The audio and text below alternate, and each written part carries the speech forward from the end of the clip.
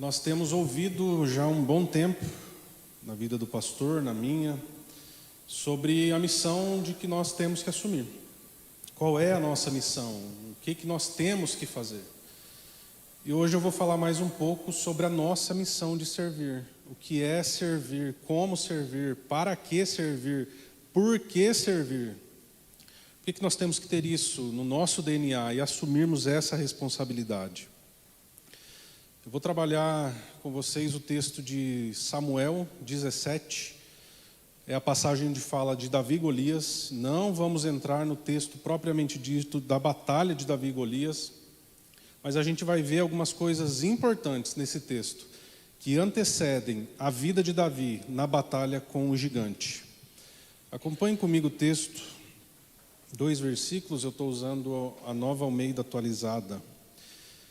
Jessé disse a Davi, seu filho, peço que você leve para os seus irmãos uma medida deste trigo tostado e estes 10 pães. Corra e leve isso para os seus irmãos no acampamento. Porém, estes 10 queijos, leve-os para o comandante de 1000. Veja como seus irmãos estão passando e traga uma prova de que estão bem. Saul, eles e todos os homens de Israel estão no vale de Elá, lutando contra os filisteus. Qual é o contexto geral dessa passagem? Davi, num capítulo antes, ele é ungido rei por Samuel. O Espírito do Senhor, diz a palavra, que se apossa de Davi. Então, a partir daquele momento, ele tem uma promessa de que ele reinará sobre o povo de Deus. Porém, ele ainda é um jovem, é um menino, e ele está apacentando as ovelhas do seu pai. E o seu pai fala, filho, vai e leva esse suprimento para os teus 3 irmãos mais velhos que estão na guerra, que estão lutando. Só que vá, leve e veja como eles estão e traga uma prova para mim. A gente sabe que Davi chega lá e ele ouve esses soldados dizerem o que vai acontecer caso alguém enfrente aquele gigante. Ele vê toda aquela tropa de Israel temendo aqueles filisteus. Por 40 dias, por 40 dias os soldados ouvem Golias se levantando e afrontando os soldados de Israel, afrontando o Deus de Israel. Esse é o panorama do texto que a gente leu. Só que 31 de dezembro de 2019, nós tivemos o primeiro alerta da OMS de que várias pessoas estavam com pneumonia lá em Wuhan. 26 de fevereiro de 2020, nós tivemos a primeira morte aqui no Brasil detectada pelo coronavírus. Em março do mesmo ano de 2020, começou o lockdown em várias cidades. E nesse período a gente viu portas de igrejas, de comércios, de bancos se fechando. E a partir deste dia, nós temos lutado pelas nossas vidas. Alguns perderam os seus comércios, fecharam as portas, não conseguiram se reerguer. Outras pessoas perderam parentes próximos, perderam pessoas queridas, perderam amigos. Teve gente que, pela misericórdia de Deus, não foi dizimada, mas viu a sua família inteira ser dizimada pelo corona. E esse é o pano de fundo da nossa vida. Neste ano, dia 29 de abril, nós tivemos a tragédia no Rio Grande do Sul, que já vai durar um mês. Eu li que algumas cidades, foi de tal modo devastada que não há possibilidade de reerguer uma cidade naquele lugar. Tamanha foi a destruição. Então esse é o nosso pano de fundo, é as nossas lutas, é a nossa guerra. E parece que olhando para essa perspectiva, Golias virou um anão. As nossas lutas parecem tão grandes, a gente parece que está enfrentando um gigante muito maior do que Golias. Só que mesmo nessas lutas, nessas dificuldades, mesmo enfrentando essas batalhas, é nossa a responsabilidade de servir o irmão. É nossa a missão de servir o próximo. Deus confiou a nós a missão de servir o nosso irmão. O texto baseado na missão de servir está ali no versículo 17. Jessé disse a Davi, seu filho, peço que você leve aos seus irmãos e corra, porque tem urgência, tem pressa, vai depressa. Davi foi encarregado de levar suprimentos para os seus irmãos que estavam em guerra. Jessé sabe que uma pessoa mal alimentada dificilmente conseguiria combater um exército. Então ele está preocupado, e essa era a visão e a missão de toda aquela comunidade de Israel, levar provisões para os seus filhos que estavam em guerra. Nós vemos isso acontecer quando Davi chega diante de Abigail e pede para o esposo dela servir o exército porque eles estavam com fome, e ele nega. Então essa era a missão do povo, servir aqueles que estavam em guerra. Só que apesar de ser um pedido educado de um pai, eu peço que você leve, há também uma esperança de que esse pedido seja atendido. Só que há essa urgência, vai depressa. Sabe quando você sai de casa, num sol maravilhoso, e você deixa a sua roupa lavadinha, cheirosinha no varal? E você não percebe que o tempo está virando, e de repente o tempo fecha. Você olha para o seu abençoado esposo e fala, vamos embora? É um pedido, mas é uma esperança de que ele entenda isso. E quando começa a cair aquelas primeiras gotas, o que você fala? Pelo amor de Jesus, corre, minhas roupas estão no varal. Então há um pedido de urgência de Jessé. Davi, corre, leva os suprimentos. Há um pedido de urgência do nosso Pai Celestial. Vai e leva o suprimento para aqueles que estão necessitados. Mas corra, está urgente. As pedras estão clamando, Jesus está voltando, há uma necessidade de corrermos com urgência. Jessé envia Davi para servir aos seus irmãos. Aí a gente pergunta, por que Jessé enviou Davi, mas por que eu tenho a ver com isso, João? É naquela época, foi naquele contexto, por que isso me afeta? Porque a gente tem a ideia de que Jessé enviou o seu filho para suprir as necessidades dos seus irmãos. Se a gente voltar um pouquinho, a gente vai ver Jacó enviando José, o seu filho, para servir aos seus irmãos. Nós temos Deus Pai enviando o seu filho para nos servir, para servir a sua vida em prol da nossa vida. E agora nós temos Cristo, Deus na pessoa de Cristo, nos enviando como filhos para servir os nossos irmãos. Por que o privilégio de servir é nosso?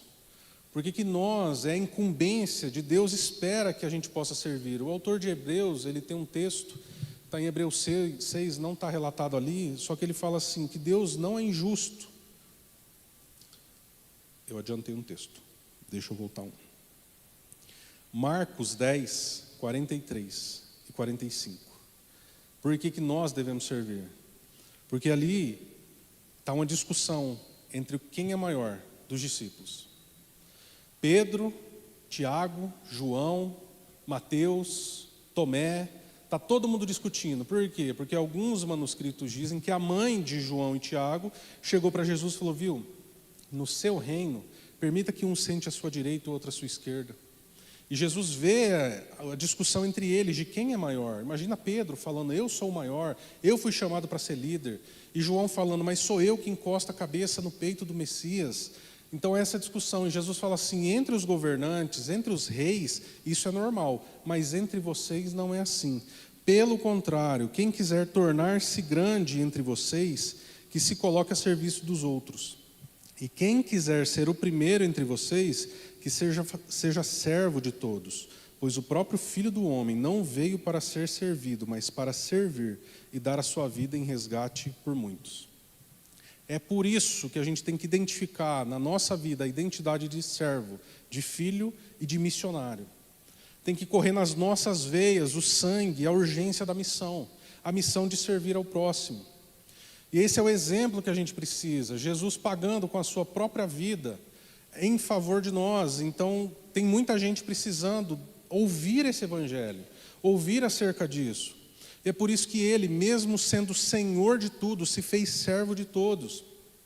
E Deus mostra aqui para nós que o reino é de fato de ponta cabeça. A grandeza está em servir. A grandeza está em ajudar. A grandeza está em se preocupar com o próximo. Agora sim, o texto de Hebreus. O autor ele vai dizer o seguinte, Deus não é injusto para se esquecer do trabalho que vocês fizeram e do amor que vocês mostraram para com o seu nome, para com o nome de Deus. Enquanto a gente serve, a gente engrandece, a gente adora o nome do Senhor. Pois vocês serviram e ainda estão servindo aos santos.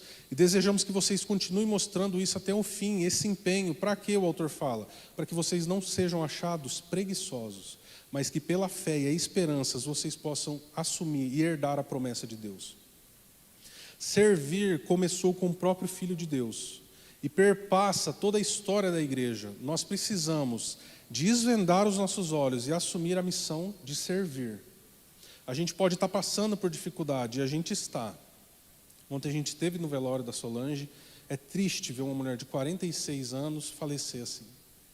É triste você perder alguém da sua igreja. Ela começou a fazer aula comigo de violão e não tinha dom nenhum para violão. Mas eu insistia, eu falei, vem fazer aula. E ela gostava muito, e ela parou de fazer porque o trabalho dela estava exigindo demais. Mas a gente tem o propósito de servir ao outro, independente da situação em que a gente está passando. Davi, ele é solicitado para servir os seus irmãos porque havia uma fome física desses irmãos. E nós sabemos que assim como eu preguei há uns dias, que há uma sede que não pode ser saciada em qualquer poço, a fonte de restauração da nossa sede é Jesus. Há também uma fome que não é saciada com coisas terrenas. O mundo está lá fora tentando saciar a sua alma com aquilo que ele vê, com aquilo que a alma dele deseja. Só que a gente sabe que o único que pode saciar de fato e reconfigurar a nossa vida é Jesus. Da mesma forma que há muita gente com sede, há muita gente com fome. E nós precisamos levar esse evangelho. E qual é o suprimento que a gente precisa levar para o povo? É a mensagem de Cristo, são as boas novas. Por que eu devo assumir a missão de servir? Se nós estamos aqui como filhos e trabalhadores do Senhor, a missão está lá fora, em levar esse evangelho a quem ainda não ouviu, em olhar para um amigo de trabalho, para alguém na escola, na faculdade, para alguém na nossa família, na nossa casa, que ainda não tem a revelação de quem é o Filho de Deus, e anunciar, levar esse suprimento. Mostrar para essa pessoa que a fome que ele tem pode ser saciada só em Cristo Jesus. Nós somos o representante de Deus nessa geração para levar as boas novas. O Pai confiou em nós e a nós a missão de proclamar o Evangelho de Jesus. Quando a gente entender a missão, o propósito da missão, de que eu sou um missionário, não apenas de nome de instituição de igreja, mas eu adotei isso como identidade, e a partir de hoje eu sou um missionário, nós temos uma outra parte da missão. Essa outra parte é a missão de cuidar dos irmãos. É a nossa responsabilidade. Por quê? Porque no texto, no versículo 18, diz assim: porém, esses 10 queijos, leve-os para os comandantes de 1000. Veja como estão passando os seus irmãos e traga uma prova de que estão bem. Como seus irmãos estão passando e traga uma prova de que estão bem. Davi não apenas foi orientado de chegar lá e suprir a fome daquele povo, e levar um suprimento, mas era de ver. Ver na nossa língua portuguesa, veja na nossa língua, tem a noção de captar algo através da visão. Mas veja, no hebraico, traz uma noção um pouco maior. É ajude, dê assistência, prover cuidados. E o cuidado vai muito mais além da percepção visual. Traz o sentido de veja como seus irmãos estão, de pastoreie os seus irmãos. Davi era um pastor de ovelhas. Davi sabia o trato de o que é ser um pastor. Só que agora o pai dele, Jessé, está falando: filho, agora pastoreie os seus irmãos. Davi foi ungido para ser rei de Israel, e ele fala: pastoreie os seus irmãos. Deus olha para nós, através da vida de Pedro, e Jesus fala: quando você se converter, pastoreie as minhas ovelhas. Agora chega para nós a missão de igreja missionária do aeroporto, Jesus olhando e falando: pastoreie os seus irmãos. Eu já falei um pouco tempo atrás, que nós nunca deixaremos de ser ovelha de Jesus. Em João 10:11, Jesus fala: eu sou o bom pastor, e o bom pastor dá a vida pelas ovelhas. Nós nunca deixaremos de ser ovelha de Jesus. E quando eu falei isso, foi no texto de Mateus 9:35, onde Jesus fala para os seus discípulos: orem, clamem, roguem por mais trabalhadores. Não há um pedido de Jesus em pedir mais ovelhas.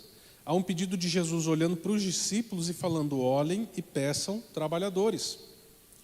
E nós estamos com a igreja brasileira, igreja mundial que eu digo, cheio de pessoas com 10, 15, 20 anos de evangelho, ainda achando que é ovelha e gerando demanda de cuidado. E o nosso Pai Celestial está com a expectativa que nós possamos assumir a responsabilidade de filhos e pastorear uns aos outros. É nossa responsabilidade de assumir o trabalho. Se Jesus olha para os seus discípulos e não pede mais ovelhas, e sim trabalhadores, eu não consigo enxergar aqui dentro da nossa igreja ovelhas. Eu preciso enxergar trabalhadores.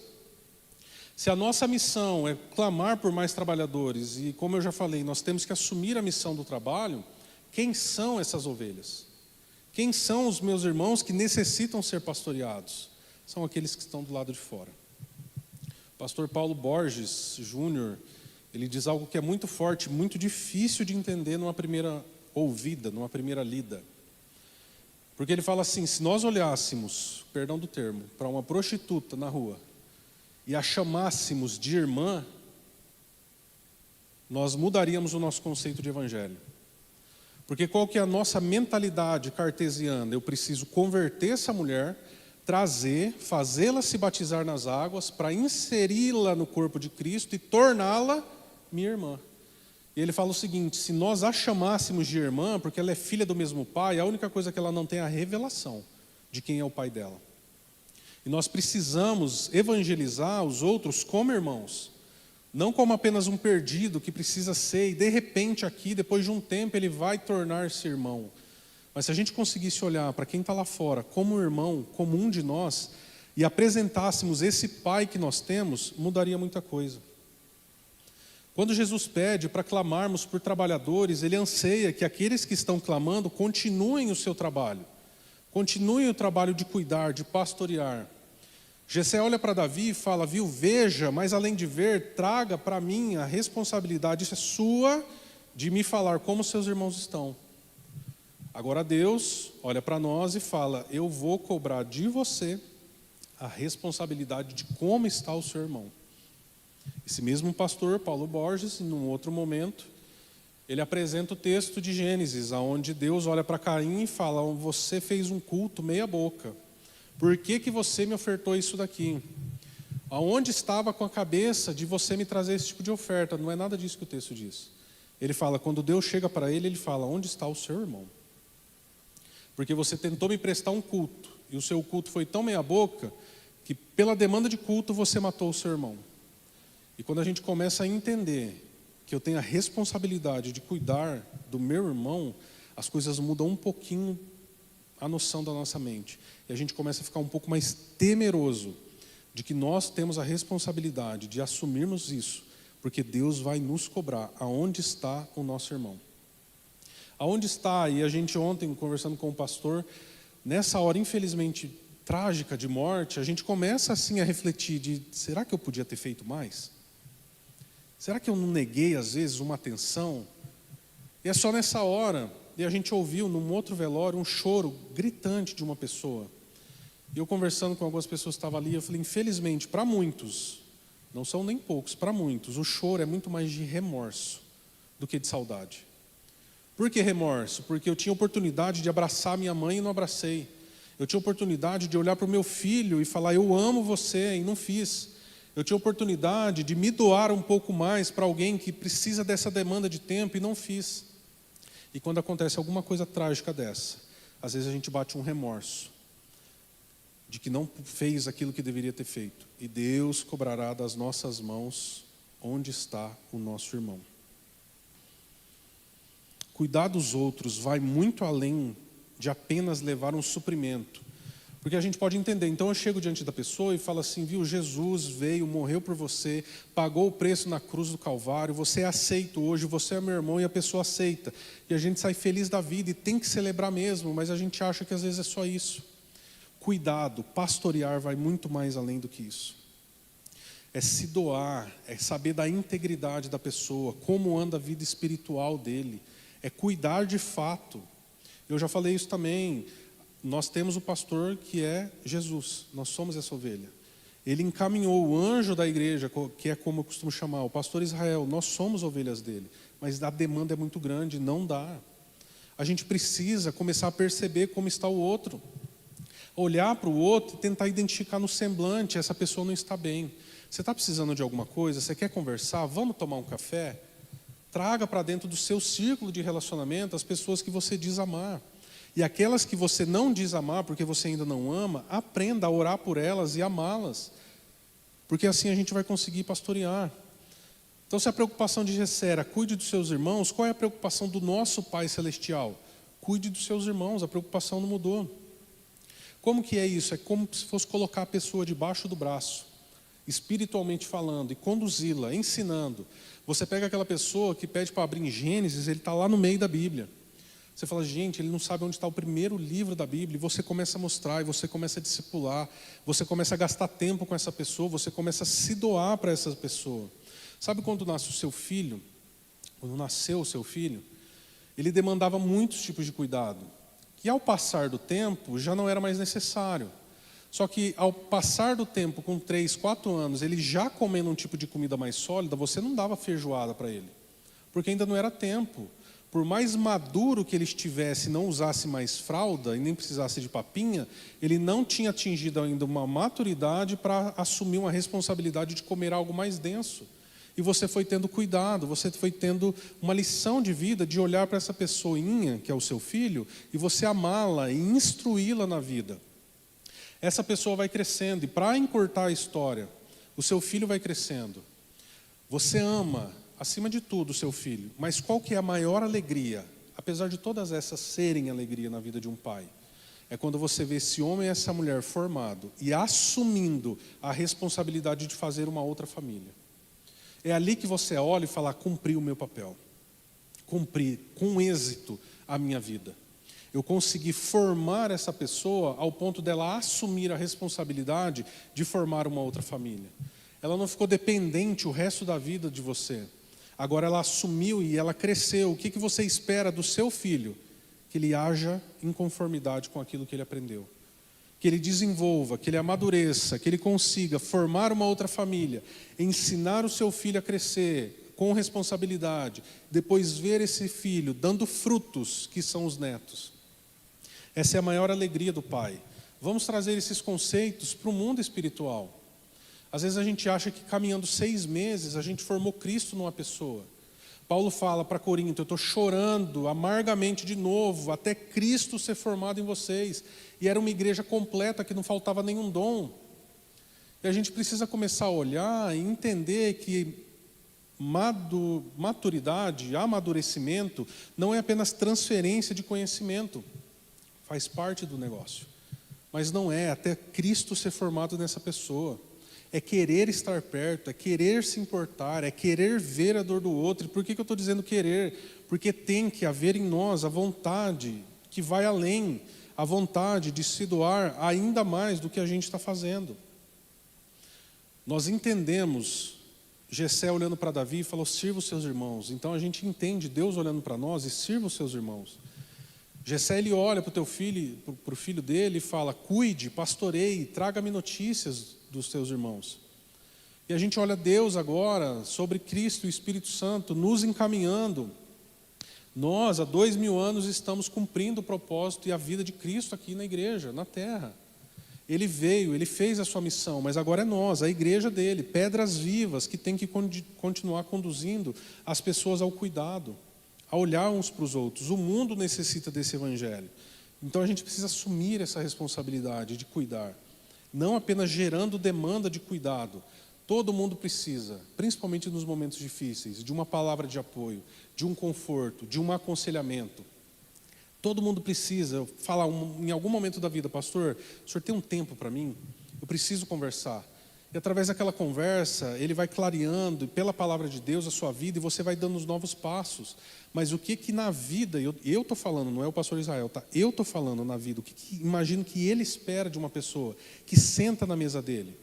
Que essa pessoa entenda o que foi falado. Aplique aquilo que foi falado e amadureça. E volte depois com outro tipo de problema. Porque se você falar, volta aqui depois, a pessoa volta com o mesmo problema, você dá um conselho e volta com o mesmo problema, ou a pessoa não quer mudar, ou parece que o nosso conselho não é válido. Então o que é a expectativa de um pai? A gente precisa de conforto para confortar outras pessoas. Por que a gente deve levar suprimento aos irmãos e pastoreá-los? Porque eles estão em guerra.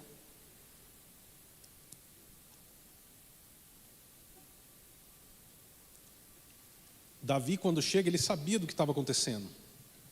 O próprio pai dele fala, os teus irmãos estão com todo Israel lutando no vale de Elá.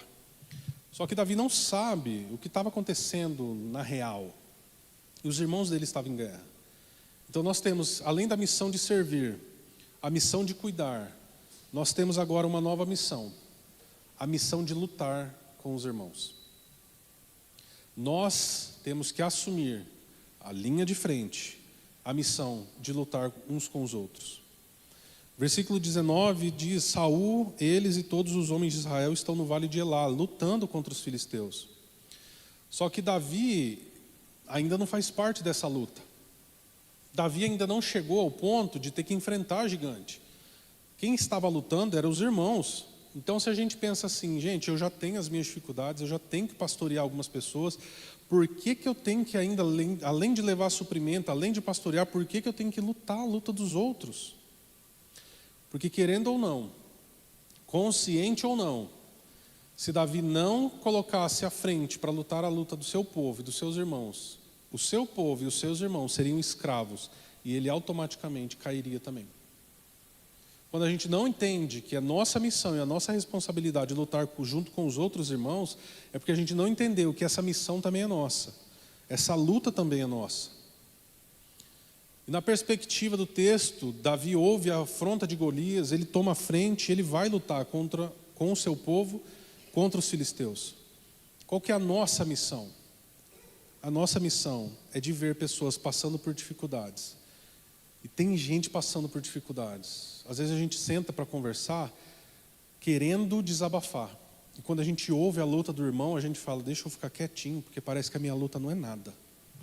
Tem gente passando por muitas dificuldades, por lutas, guerras, batalhas, muito maiores do que a nossa. Então a gente precisa assumir nesse ponto, porque parece que a pessoa está sozinha. A pessoa está ali na linha de frente, ela parece que ela olha, vê um monte de gente, mas ninguém interessado em lutar junto com ela. Então a gente tem e carrega esse sentimento de estar sozinho, de que a gente está num posto de batalha e foi colocado, infelizmente, como Urias, Davi fazendo isso, para morrer, para matar. A gente fala, Deus, o Senhor me colocou ali na linha de frente, parece que é para eu morrer, porque eu vou sucumbir. E a gente tem esse sentimento. Então a nossa missão, sermos instrumentos de Deus para ajudar um ao outro. É conseguir enxergar, além da visão humana, aquilo que está passando na alma. Aquilo que nós podemos classificar como um verdadeiro discipulado. Sabe aquela pessoa que pode confiar em você e falar, viu, eu vou pedir para você orar e ela tem a certeza que você vai orar. Eu vou pedir para você acordar de madrugada junto comigo e ela sabe também que você que está passando por dificuldade vai acordar de madrugada e vai orar e vai clamar a Deus. A nossa missão é enfrentar os gigantes da vida. Só que a nossa missão é ajudar um ao outro a enfrentar o seu próprio gigante. Paulo, num texto de 2 Coríntios, no capítulo 7, no versículo 5 e 6, está na sua viagem missionária, cumprindo a missão de servir aos irmãos, cumprindo a missão que Deus deu a ele de cuidar e pastorear deles. Então a gente pensa, ele deve estar usufruindo de tudo do bom e do melhor. Ele deve estar nadando, como a gente fala, na maré boa e usufruindo de toda a prosperidade possível. E ele escreve para essa igreja, porque quando chegamos à Macedônia não tivemos alívio nenhum, ou nenhum alívio. Pelo contrário, em tudo fomos atribulados, lutas por fora, temores por dentro. Então, enquanto a gente está na missão de servir ao outro, a gente está na missão de cuidar, de pastorear ao outro, porque é nossa responsabilidade, eu sinto te informar, meu amado, não haverá alívio nenhum na sua vida. Porque isso vai nos forjar a termos cada dia fé em fé, como ele fala. De fé em fé, de glória em glória, a gente vai ser forjado diante de Deus. Então a gente fica desesperado, e é isso, a gente está numa linha de frente, de batalha, e a gente começa a ficar angustiado porque parece que a gente está sozinho. Só que ele fala no versículo 6, porém, Deus que consola os abatidos, nos consolou com a chegada de Tito. Imagina esse homem, lutas por fora, temores por dentro, sendo consolado por Deus com a chegada de um irmão na fé. Com a chegada de alguém para lutar junto, para chorar junto, para se alegrar junto, para sofrer junto, para ministrar a vida dos outros juntos, para servir junto, para pastorear junto. E Deus, Ele nos consola com um propósito, para sermos consolo para as outras pessoas. E o mesmo Paulo, escrevendo para a mesma igreja, no capítulo 1 de Coríntios, ele diz o seguinte: bendito seja o Deus e Pai de nosso Senhor Jesus Cristo, Pai das misericórdias e Deus de toda consolação. Paulo está dizendo que Deus é a fonte de toda consolação, que nos consola em todas as nossas tribulações, para que, indicativo de propósito e finalidade, com a consolação que recebemos de Deus, possamos consolar os que estão passando por tribulações. Aquele momento que você estava enfrentando uma dificuldade, que Deus te dá a vitória, que você é consolado, não é para a gente ficar sentado no sofá, agradecendo apenas no culto. É para a gente que foi consolado, ir até o outro e consolar, através da mesma consolação. Então a gente vai apresentar para as outras pessoas Deus, que é a fonte de toda consolação. Versículo 5, pois assim como os sofrimentos de Cristo transbordam sobre nós, também por meio de Cristo transborda a nossa consolação. Por meio do sofrimento de Cristo, nós sofreremos. Nós teremos sim as marcas de Cristo nas nossas vidas, por conta do Evangelho. Mas com a consolação que Cristo recebeu, nós seremos consolados. E nós seremos fruto e fonte de consolação para as outras pessoas. Para alguém olhar para você e falar, me ajuda, e receber um apoio, um ombro amigo. Alguém que pode, você é esse alguém que pode levar o outro até os pés de Jesus. Porque essa pessoa está precisando e necessitando. E isso é ser resiliente. Enquanto a gente está passando as nossas dificuldades, as nossas tribulações, os nossos medos e angústias, a gente está enfrentando, mas a gente olha para o outro e fala, eu vou te ajudar nas batalhas. E de repente essa pessoa olha e fala, então eu vou te ajudar junto, porque a sua luta é completamente diferente da minha. Nós devemos ser esse instrumento na vida do outro e assumir, de certa forma, a luta uns dos outros, porque isso é a verdadeira igreja, isso é o verdadeiro discipulado. Se Davi, mais uma vez eu reitero isso, pensasse que a sua luta, que a luta dos seus irmãos não tinha nada a ver com ele iria sucumbir de frente dos filisteus. E a gente tem que realmente tomar o entendimento de que a luta um do outro faz parte da nossa vida. Nós somos inseridos, enxertados na videira que é Jesus Cristo. Então nós estamos aqui agora como pedras vivas, que Pedro vai falar, clamando ao Senhor e sendo essa fonte. A fonte inesgotável é Jesus, mas quando eu digo que nós somos fonte, é onde a pessoa pode vir até nós e achar um refrigério, porque transborda sobre a nossa vida o Espírito Santo. É isso que a Ju ora, e ela às vezes clama em casa, Deus, que o Senhor possa transbordar na minha vida a presença do Seu Espírito Santo. E eu vi isso daí acontecer ali na vida dela, na vida da Jamile, das professoras olharem para elas e elas não falarem absolutamente nada. Ninguém pregou, ninguém fez nada, mas é simplesmente olhar e começar a descarregar tudo aquilo que estava no coração. E elas olham para si e elas falam, meu Deus do céu, por que a pessoa olhou para mim? É porque ela encontra ali um porto seguro. Alguém de confiança. Alguém que sabe que está na presença do próprio Deus e que vai levar as lutas, as dores, as dificuldades diante de Deus, e a gente não vai parar de clamar enquanto Deus não der a resposta. As lutas, as nossas lutas, não são para ser lutadas sozinhas. A gente tem que entender o propósito e essa tríade da missão. A missão de servir com a nossa vida, sendo testemunho para as pessoas. Às vezes a gente não precisa nem falar, mas o nosso agir, o modo que a gente se comporta, as pessoas veem Cristo na nossa vida. E quando as pessoas vêm, a gente começa a anunciar o Evangelho às pessoas, agora é nossa missão e identificação, cuidar dessas pessoas, pastorear essas pessoas, discipular essas pessoas. E agora a gente vai pastoreando e discipulando, entrando na vida da pessoa de tal modo em que a gente vai lutando com essa pessoa. Por quê? Porque no final de tudo, nos frigir dos ovos, como diziam os antigos, Jesus vai olhar para nós naquele dia, diante de um livro onde estará o nosso nome, aonde está o seu irmão. Não é quantos cultos você veio ou deixou de vir, não é como você louvava, como você adorava. É claro que nós precisamos ter intimidade, nós precisamos ter um relacionamento e não viver de modo religioso, isso é fato, mas ele vai olhar para nós e falar: cadê o seu irmão? Eu entreguei o seu irmão nas suas mãos, para você cuidar, pastorear, para você transmitir, formar a mim, o meu caráter, o caráter de Cristo nas pessoas. Cadê o seu irmão? E eu quero concluir, mais uma vez, trazendo essa tríade para você entender. A gente está falando isso várias vezes. A gente precisa ter a nossa identidade junto com a missão de fazer, a missão de levantar e ir.